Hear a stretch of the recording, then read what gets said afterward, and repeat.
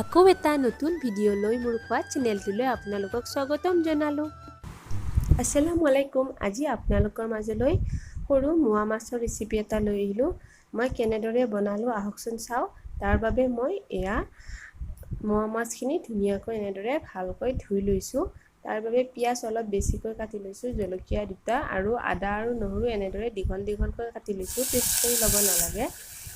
এইখিনি মই অকণমান হালধি নিমখ সানি ধৰিবই পাৰিছে, একদম তেল নিদিয়াকৈ কমকৈ তেল লগাই লৈ পেনখনত এনেদৰে অলপ সেকি ল'লোঁ। মাছখিনি ফ্ৰাই কৰিব নালাগে, এনেদৰে সেকি লৈ ধুনীয়াকৈ মাছখিনি ভাঙিও যোৱা নাই, এনেদৰে উঠাই ল'লোঁ। ইয়াত এতিয়া আকৌ অকণমান পৰিমাণ মতে তেল দি পিঁয়াজখিনি দি আদা নহৰুখিনি দীঘল দীঘলকৈ কাটি লোৱা আদা নহৰুখিনি দি নিমখ,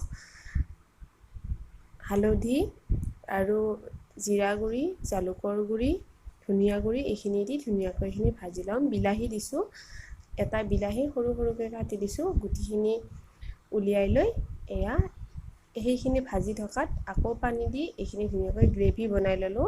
এই গ্ৰেভিখিনিৰ ওপৰত সেকি লোৱা মাছখিনি দি দিলোঁ। মাছখিনি এনেদৰে আপোনালোকে সেকি ল'ব, ফ্ৰাই কৰি নল'ব।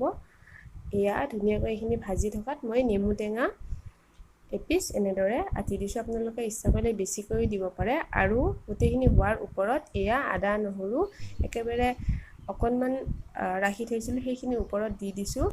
শেষত দিলে গোন্ধটো বহুত ধুনীয়া হয়। আৰু মোৰ ৰেচিপিবোৰ কেনেকুৱা হয় কমেণ্ট বক্সত জনাব। আৰু নতুন নতুন ৰেচিপিৰ বাবে মোৰ চেনেলটো ছাবস্ক্ৰাইব কৰি বেল আইকন দবাই অল কৰি থ'ব।